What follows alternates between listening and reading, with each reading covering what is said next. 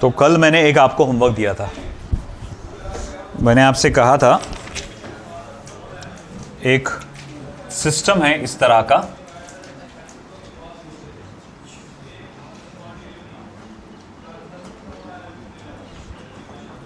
ये फोर्स का डायरेक्शन है 10 न्यूटन, ये 50 Newton, 20 Newton. About this point O,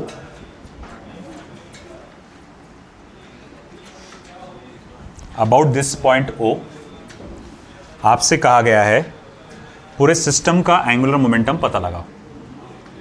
ये 4 मीटर्स, 4 मीटर्स, 4 मीटर्स। ओके, तो आपको ये टॉर्क पता लगाना था।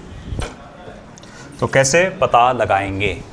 वेरी सिंपल, आपको जिस पॉइंट O के अतराफ कैलकुलेट करना है टॉर्क, तो उसको ऐसा इमेजिन करके चलो कि यहाँ पर कोई तो भी एक ऐसा हुक है और उस पर लटका हुआ है और ये पूरा गोल गोल इसके अतराफ घूमने वाला है पॉइंट O के अतराफ।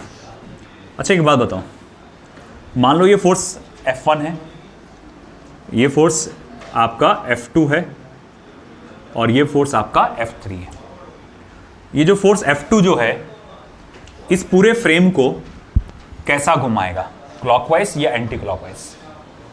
इमेजिन करो कि ये फ्रेम है, ट्रायंगुलर फ्रेम है, इमेजिन करो ट्रायंगुलर फ्रेम है और एक डंडी है ये ऐसी, और बीच में यहाँ पर जुड़ी हुई है कीले पे, और गोल गोल घूम सकता है ये। तो अगर मैंने फोर्स ऐसा लगाया है ना, मैंने ऐसा फोर्स लगाया, तो ये पूरा का पूरा फ्रेम कैसा घूमेगा? Anti clockwise. आप खुद देखो, ये सिचुएशन ऐसी रहेगी, आप इस पे ऐसा फोर्स लगाएंगे और ये ऐसा गोल घूमेगा। अच्छा ठीक है, मतलब ये वाला फोर्स उसको एंटी क्लॉकवाइज घुमाता है। अच्छा, ये 20 न्यूटन वाला फोर्स आप इधर लगे रहे ना, 20 न्यूटन वाला फोर्स आप ऐसा ढकेल रहे, तो इसको कैसा घुमाएगा ये फ्रेम को? क्लॉकवाइज या एंटी क्लॉकवाइज? ये भी एंटी क्लॉकवाइज घुमाएगा। अब सोचो ना, यहाँ पर कीले से लटका डंडी है, आप क्या कर रहे, ये ऐसा है, यहाँ से अटका हुआ ये, और उसको आप ऐसा धक्का दे रहे, तो ये क्या करेगा? ऐसा घूमेगा। तो ये फोर्स और ये फोर्स दोनों उसको क्या करेंगे? एंटी क्लॉकवाइज घुमाएंगे। ये फोर्स कैसा घुमाएगा? क्लॉकवाइज या एंटी क्लॉकवाइज? करेक्ट। अगर ये ऐसा है, मैं इसको ऐसा फोर्स दे रहा हूँ, तो जिसके कारण वो ऐसा घूमेगा, क्लॉकवाइज। मतलब ये दोनों फोर्स उसको एंटी क्लॉकवाइज घुमाते हैं और ये फोर्स आपको क्लॉकवाइज घुमाता है। किसी एक को आप डायरेक्शन को पॉजिटिव मान के चलो। मान लो कि मैं एंटी क्लॉकवाइज को पॉजिटिव मान के चलता हूं डायरेक्शन को, और क्लॉकवाइज डायरेक्शन को मैं निगेटिव मान के चलता हूं, तो टोटल टॉर्क क्या होगा? पहले ये फोर्स देखो, ये फोर्स का एक्सिस ऑफ रोटेशन से कितना डिस्टेंस आ रहा है? 4 मीटर, और फोर्स की वैल्यू कितनी है? 10।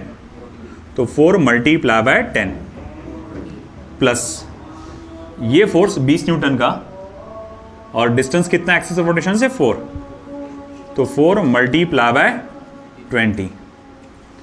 फिर उसके बाद देखो ये वाला फोर्स 50 न्यूटन का, डिस्टेंस कितना? 4, मगर ये इसको ऑपोजिट डायरेक्शन में घुमाएगा। ये दोनों फोर्सेस कहां घुमाने वाले इसको? Anti clockwise. ये अकेला कहां घुमाएगा उसको? क्लॉकवाइज। तो इसीलिए 4 मल्टीप्लाई बाय 50, तो 40 प्लस 800, 20 है ना, सॉरी, हाँ 80 हो जाएगा, और ये 200। 120 में से 200 गए, कितना हो जाएगा? -80। मतलब कौन से डायरेक्शन में घूमेगा वो? Anti clockwise. क्लॉकवाइज ना भाई, नेगेटिव बोले तो क्लॉकवाइज ना। लिख लो।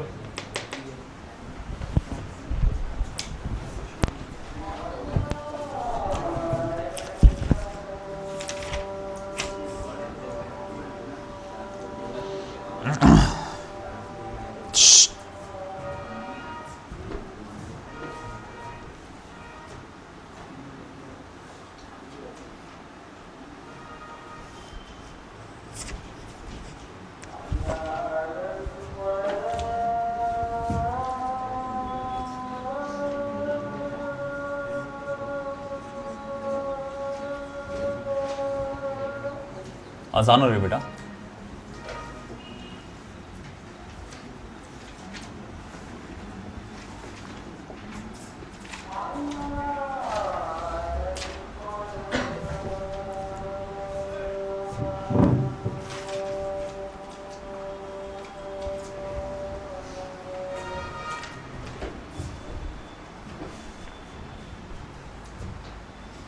जल्दी लिखो।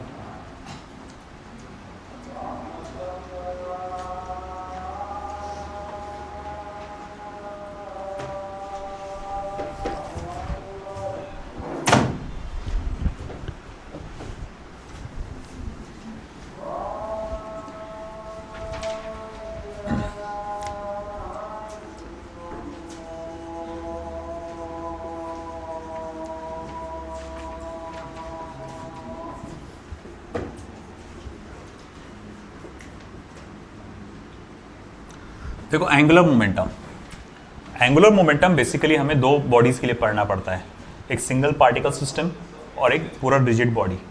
तो पहले हम लोग फोकस करने वाले हैं सिंगल पार्टिकल सिस्टम पे। तो angular momentum for a single particle system can be defined as the product of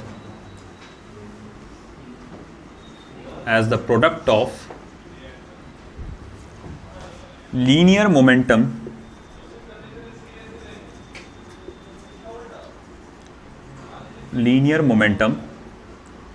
of the particle and the perpendicular distance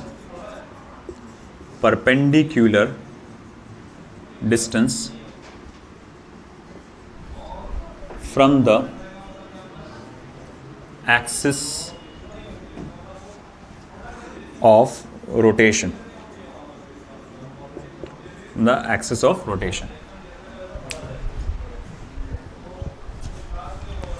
तो मिसाल के तौर पे मैं अगेन एक प्लेन तो नहीं, स्पेस इमेजिन करूंगा।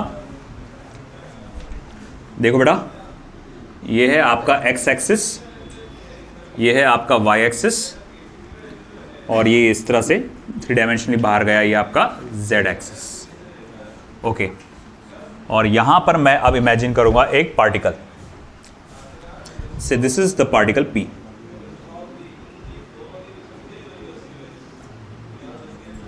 ये है पार्टिकल पी।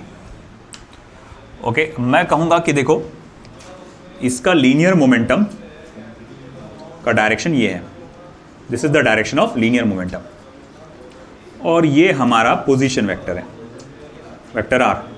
बातों में आप इन्वॉल्व मत हो जाइए बेटा। तो देखो ये लीनियर मोमेंटम है और ये पोजीशन वेक्टर है, कि ये बताता है वेक्टर कि जो पार्टिकल है एक्सिस ऑफ रोटेशन से कहाँ है और कितनी दूरी पे है। ये आपको रेडियस वेक्टर बोलते हैं, पोजीशन वेक्टर बोलते हैं इसको, ये बताता है आपको। मगर हमें क्या बोला गया है, एंगुलर मोमेंटम है क्या? आपका एंगुलर मोमेंटम कहा गया है it is the product of perpendicular distance and the linear momentum of the particle. अब देखो इसका परपेंडिकुलर डिस्टेंस क्या होगा, अगर मैं इसको पीछे की तरफ ट्रेस करूं, देखो ये जो रहेगा, ये मेरा जो रहेगा परपेंडिकुलर डिस्टेंस रहेगा, ये रहेगा आर परपेंडिकुलर। अगर ये थीटा हुआ तो ये भी क्या हो गया, थीटा ही होगा। If you can see sine theta क्या होगा यहां पर, बिल्कुल पिछली बार के जैसा है ना, ऑपोजिट साइड अपॉन हाइपोटेनियस। तो ये perpendicular, R perpendicular upon R, तो R perpendicular is equals to R sine theta. यानी कि जो परपेंडिकुलर डिस्टेंस है उसे आप क्या लिख सकते,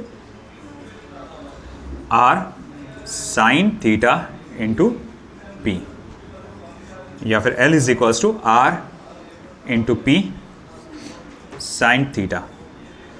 ये एंगुलर मोमेंटम का फॉर्मूला है। इसे इक्वेशन नंबर 1 दे दो। ये स्केलर फॉर्म में बताया गया है। इन वेक्टर फॉर्म आप इसको लिखेंगे, vector L is equals to vector are cross vector P. ये angular momentum in the vector form. अब ऐसा है बेटा, on that basis of equation मैं यहां इसका एसआई यूनिट डिफाइन कर सकता हूं। देखो आर का जो होता है वो क्या होता है, आर का मीटर्स, और लीनियर मोमेंटम का क्या होता है, किलोग्राम मीटर पर सेकेंड। तो भाई इसके बेसिस पे ऐसा यूनिट हो जाएगा kilogram metre square per second. और अगर मैं इसका डायमेंशन बनाने की कोशिश करूं एंगुलर मोमेंटम का, तो वो रहेगा m1 L2 T minus 1, M1 L2 T minus 1। तो ये यहां पर हम देख सकते हैं एंगुलर मोमेंटम का डायमेंशन आएगा। आया समझ में आपको? Okay. It is the measure of twisting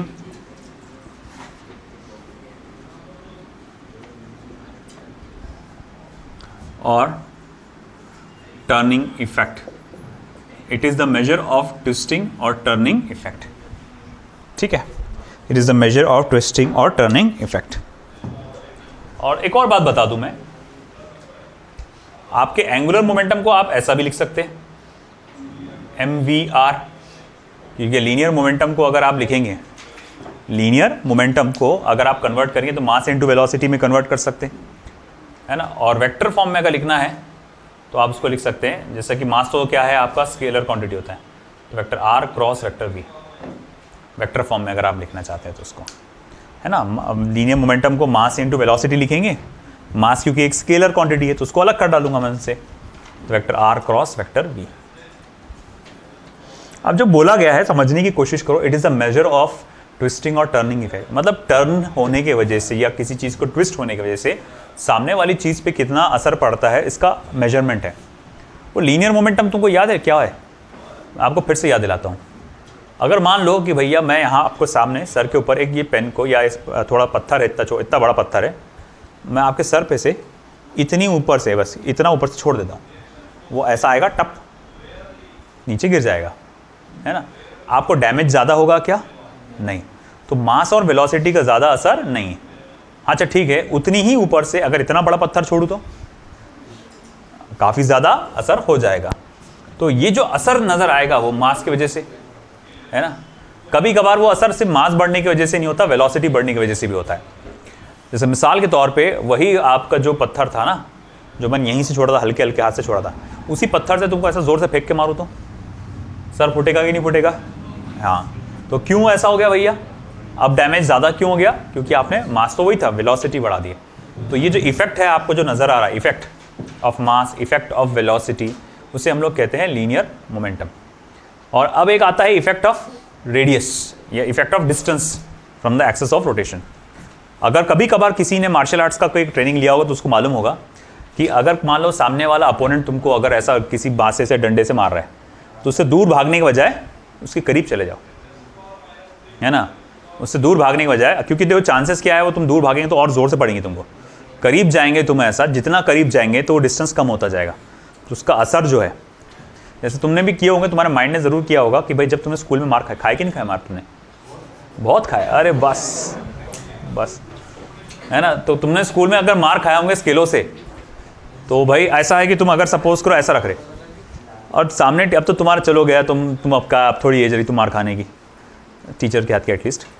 तो अब ऐसा है कि अगर मान लो कि तुमको अगर ऐसा मार रहा है टीचर, ऐसा स्केल के इससे, कोशिश करो हाथ को आगे लेके चले, वो इतनी ज़ोर से नहीं पड़ेगा, है ना।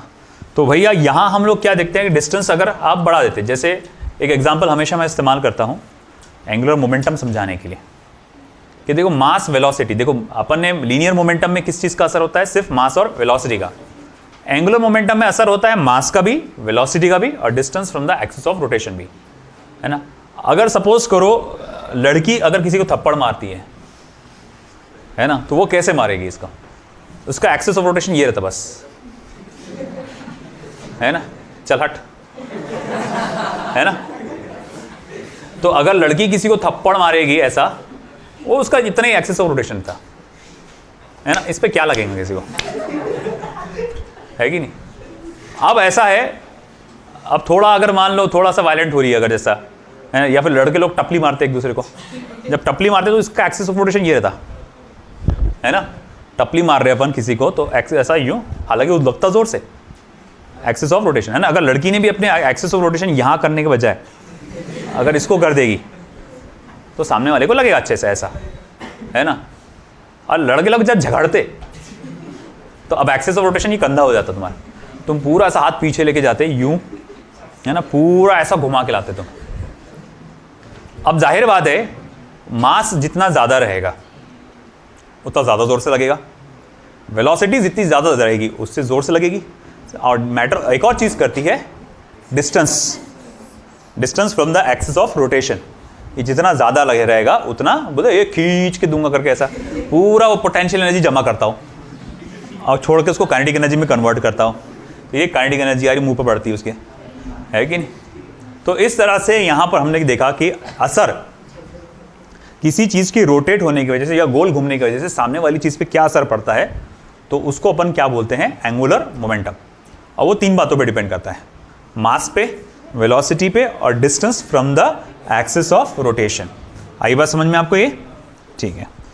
और जैसे कि हमने कहा, यहाँ एक और बात ध्यान देने वाली है कि एंगुलर मोमेंटम जो है, डायरेक्शन ऑफ एंगुलर मोमेंटम, ये वाला पॉइंट बहुत इंपॉर्टेंट है बॉयज, ध्यान दो, बाद में डिस्कस करना। Is defined by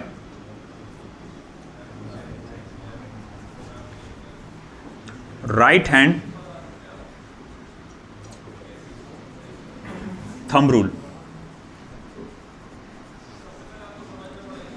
right hand thumb rule मतलब अगर ये मान लो पोजीशन वेक्टर है, ये लीनियर मोमेंटम है, तो एंगुलर मोमेंटम इस डायरेक्शन में रहेगा। और अगर ये आपका पोजीशन वेक्टर है और ये लीनियर मोमेंटम है, तो एंगुलर मोमेंटम आपका इस डायरेक्शन में रहेगा। Direction of angular momentum is defined by right hand thumb rule. अब राइट हैंड थंब रूल कैसा क्या है ना, अब जैसे फॉर एग्जांपल एक पार्टिकल है, ये मान लो ये एक्सिस ऑफ रोटेशन है, इधर ध्यान दो बेटा, ये एक्सिस ऑफ रोटेशन है। एक पार्टिकल ये ब्लैक पेन के हेड पर है, यहाँ पर है, और उसका डायरेक्शन ऐसा होने वाला है, मतलब वो ऐसा जा रहा है। तो अब मैं ये जानना चाहूँगा कि एंगुलर मोमेंटम एक वेक्टर क्वांटिटी है, तो उसका डायरेक्शन क्या रहेगा। तो उसका डायरेक्शन नापने के लिए सबसे पहले तो बेसिस को एक साथ जोड़ो, ये आर का डायरेक्शन, ये पी का डायरेक्शन, और अब ऐसा राइट हैंड को कर्ल करो तो आपको पता चलेगा अंगूठा जहाँ पर आ रहा, एंगुलर मोमेंटम का डायरेक्शन वो रहेगा। ये बहुत इंपॉर्टेंट है, मॉड्यूल में बहुत सारे क्वेश्चन इस पर बेस्ड है। और वहीं अगर सपोज करो मैं उल्टा करता हूँ, ये पार्टिकल इधर जा रहा, देखो इधर बेटा, ये पार्टिकल इधर जा रहा, ये पोजीशन वेक्टर है, ये वेक्टर आर है, ये वेक्टर पी है, ये बेसिस को आपस में जोड़ो, है ना, और वेक्टर पी, ऐसा वेक्टर आर, जैसे ये वेक्टर आर है, सॉरी हाँ ब्लैक वाला वेक्टर आर है, ये वेक्टर आर है, ये वेक्टर पी है। तो अब ये ऐसा जा सकता क्या मैं? नहीं, मुझे ऐसा जाना पड़े। तो अब एंगुलर मोमेंटम किधर आ रहा, नीचे की तरफ आ रहा। आया समझ में? तो ये right hand thumb rule important है, याद रखना, ठीक है। लिख लो, फिर एग्जांपल्स लेते हैं, पूरा लिखिए आप।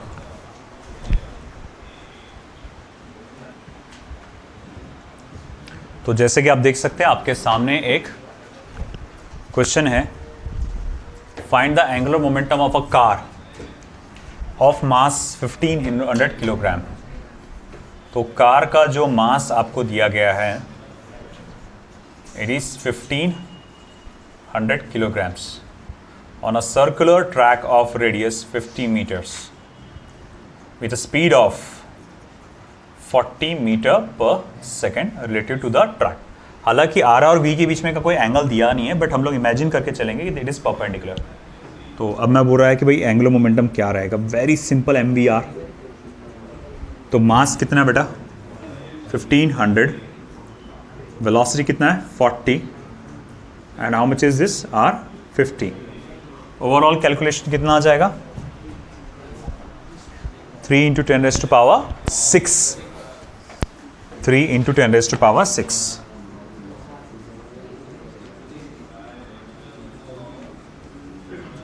Three into 10⁶ kilogram metre square per second square per second.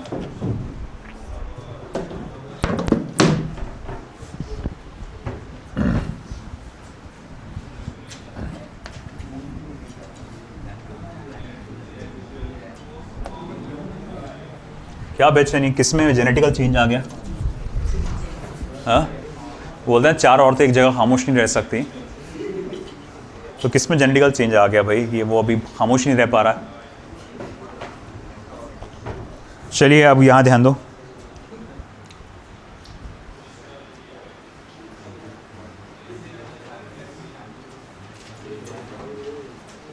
a particle of mass 0.01 kilogram having back there, पीछे के स्टूडेंट्स, अभी कुछ बोला मैंने, having position vector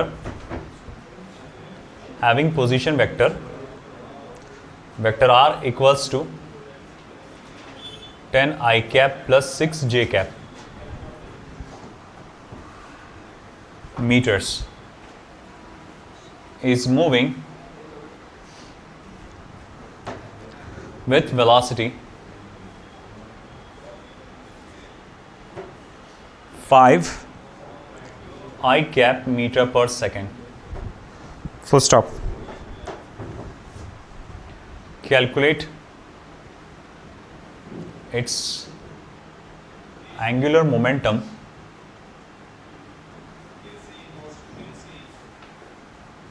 about the origin.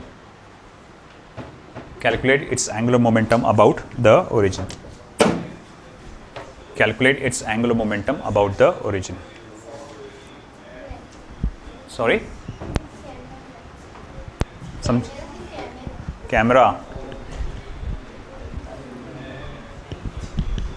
चलिए इधर ध्यान दीजिए, ये क्वेश्चन सॉल्व करो बेटा।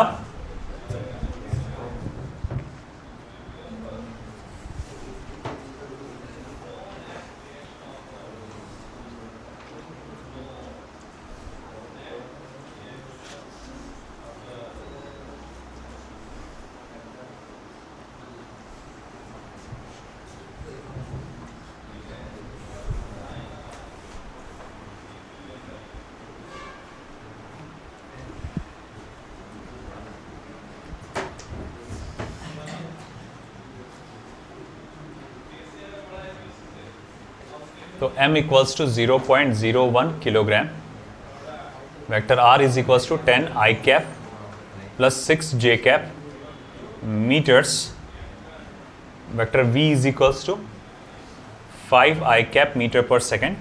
आपसे एंगुलर मोमेंटम पूछा गया है। Well that's very easy.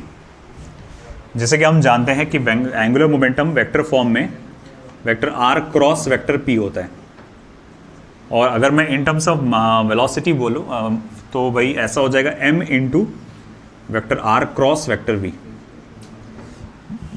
एक तो आप क्या कर सकते हैं, यहाँ पे मास की वैल्यू को अंदर मल्टीप्लाई कर दो, मोमेंटम बना लो और r क्रॉस p कर डालो, या पहले r क्रॉस v निकाल लो फिर बाद में मास की वैल्यू को उसके अंदर मल्टीप्लाई कर दो, ये भी अच्छा है।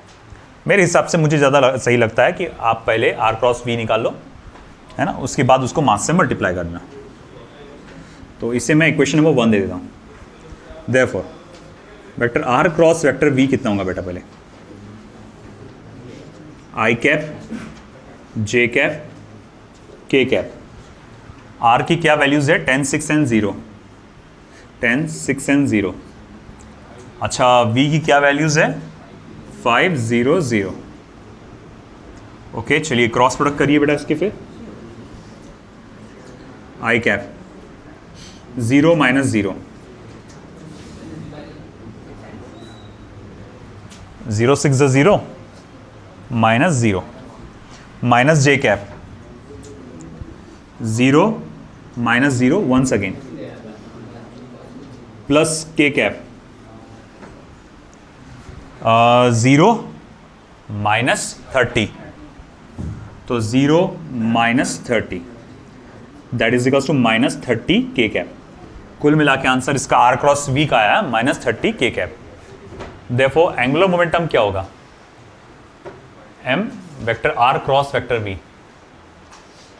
m कितना है बेटा 0.01 multiply by minus 30 k cap. 0.01 का मतलब क्या हो रहा है, 10 का पावर -2, तो 0.3 k कैप।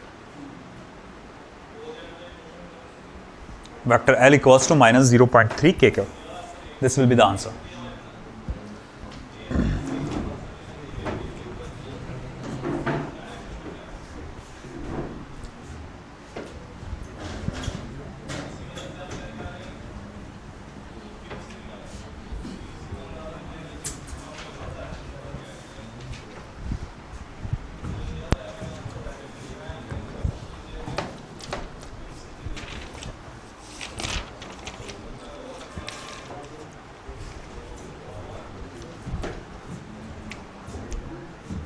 चलिए एक बहुत ही इंपॉर्टेंट क्वेश्चंस और tricky one. Find the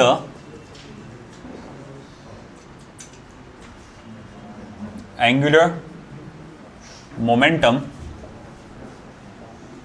of system. Find the angular momentum of system about O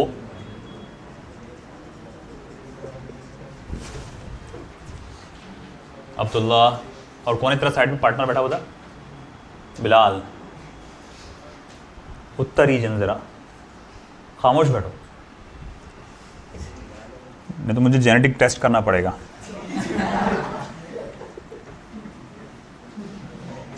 In the following situations,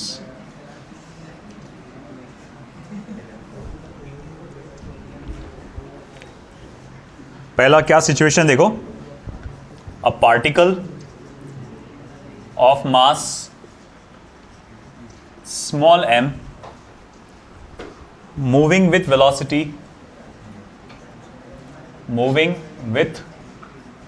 velocity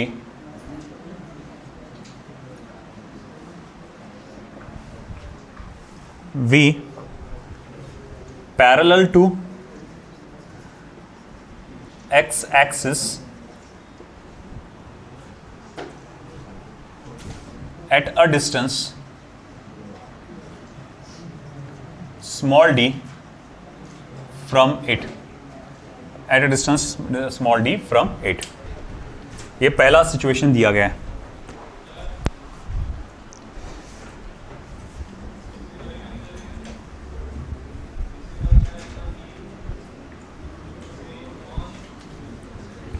second देखिए बेटा.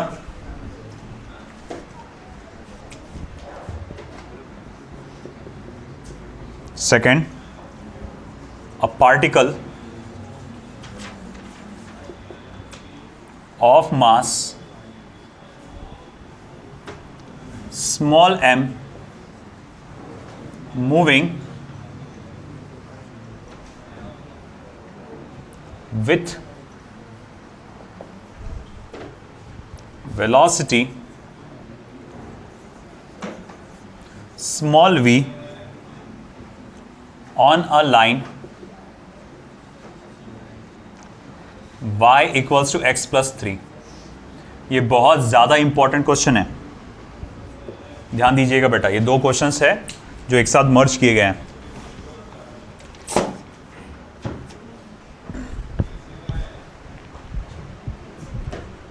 मॉड्यूल सॉल्व करोगे तो आपको बहुत इसमें पता चलेगा. चलो पहले वाले पे फोकस करते हैं अपन सबसे पहले.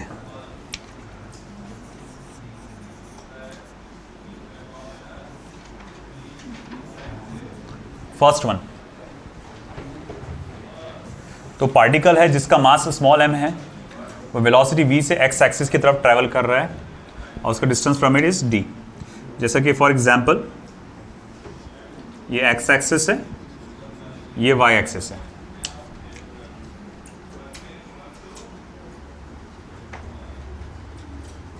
मास m, velocity v, x axis से उसका डिस्टेंस क्या था?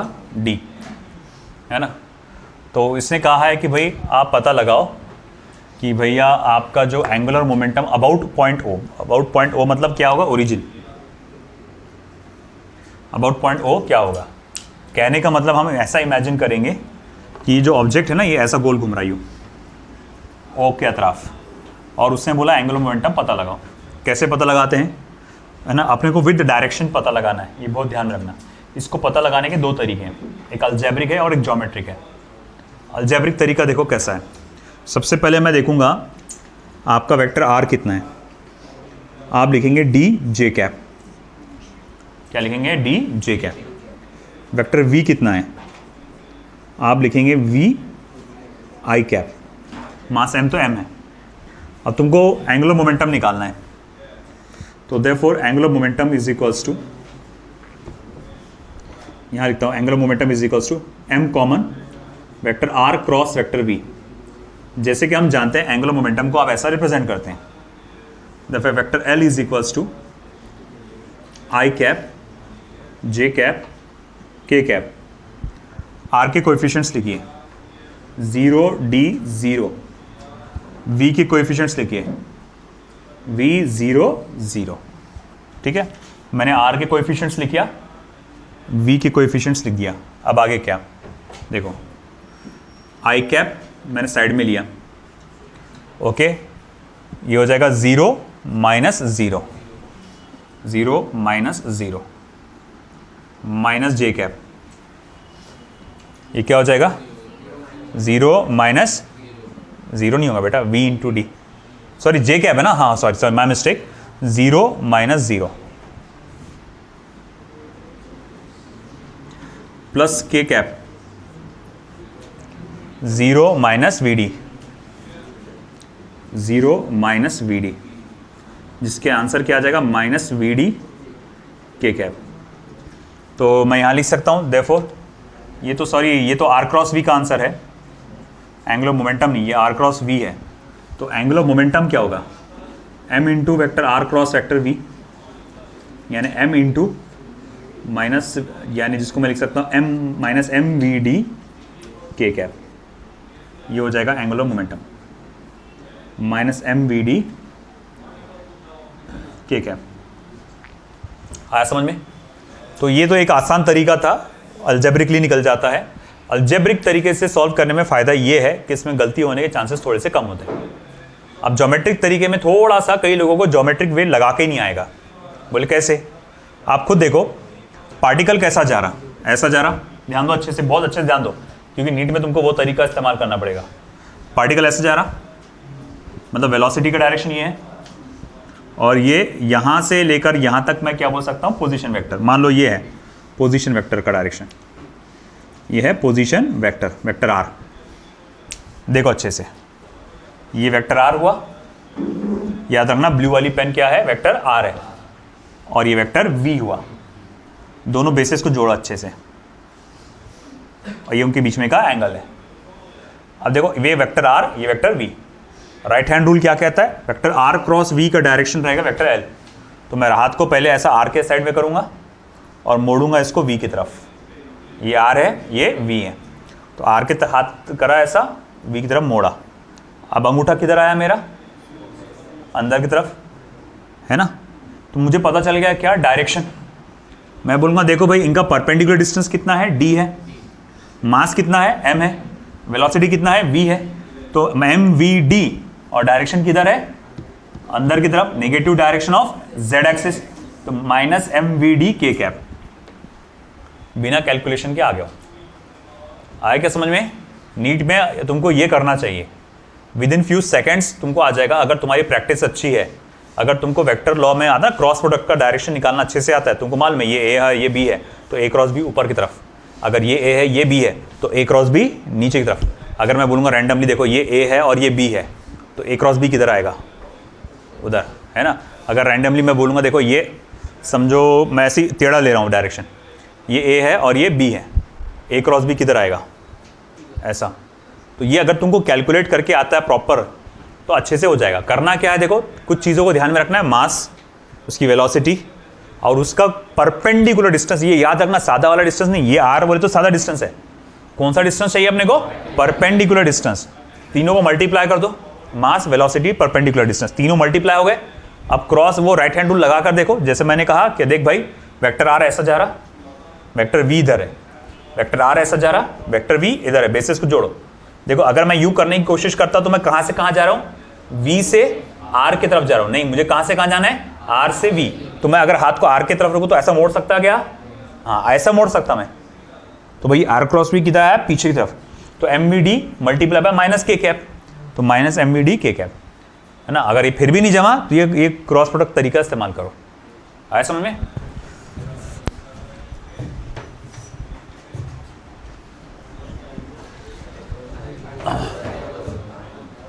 चलिए अब ये देखो सेकंड वाला, सेकंड वाला काफी इंपॉर्टेंट है।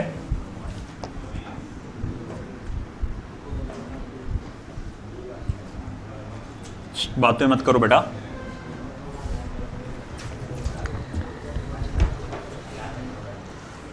देखो इधर इसमें डायग्राम देखो, इसका क्या दिया हुआ है, उसको बेटा इक्वेशन से डायग्राम बनाना पड़ेगा। y equals to x plus 3 दिया हुआ है, y equals to x plus 3। इस इक्वेशन से पता चलता है कि ग्राफ कुछ ऐसा जाएगा।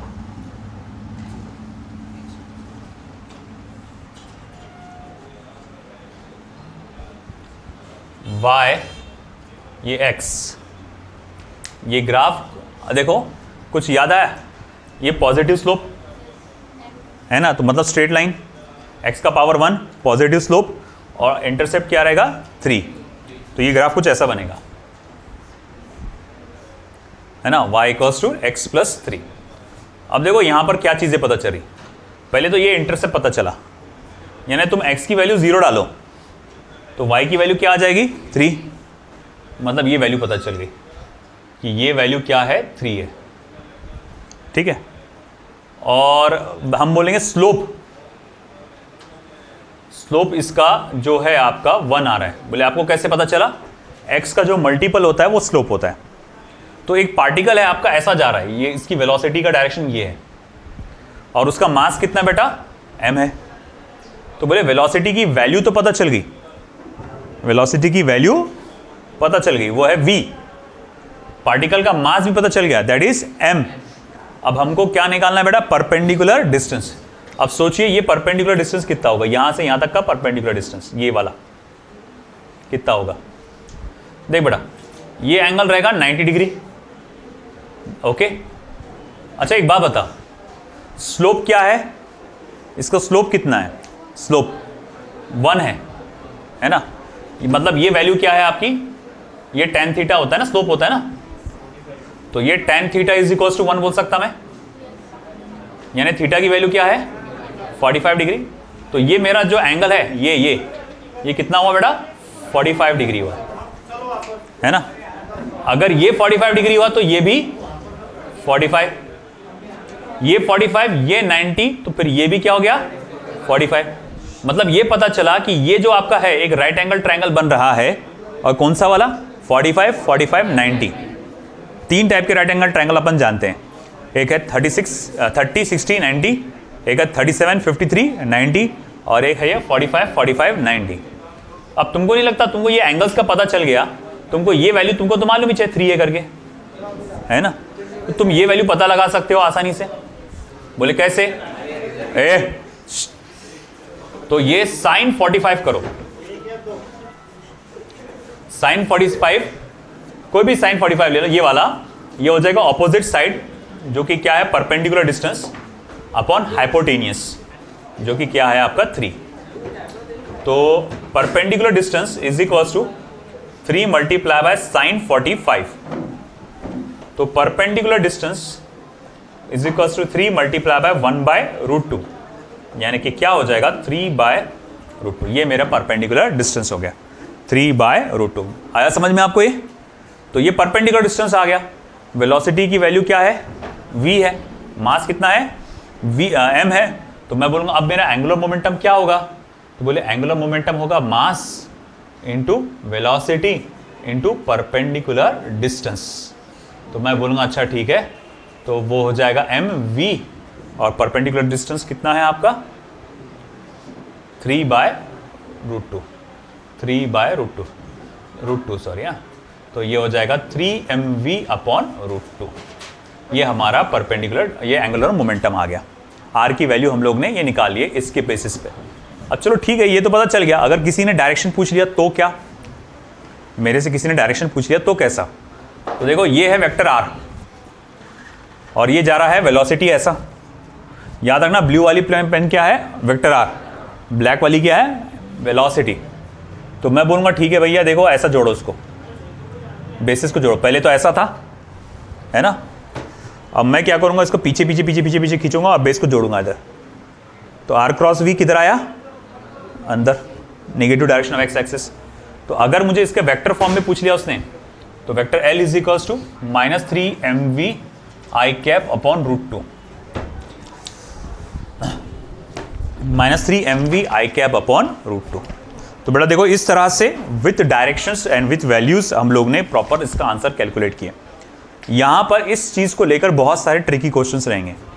रोटेशनल मोशन का ये वाला पार्ट जो है कई लोगों को उलझाता है, तो इसकी प्रैक्टिस बहुत अच्छे से करना, है ना। ओके बेटा, कुछ इसमें किसी कुछ कंफ्यूजन? पूछ लो अच्छे से, एक बार देख लो अच्छे से, इत्मीनान से देख लो क्या करना है। देख लो, अपना स्लोप बहुत मायने रखता है। स्लोप की वैल्यू से आपको ये कैलकुलेट करना रहता है कि भैया ये कितना आएगा।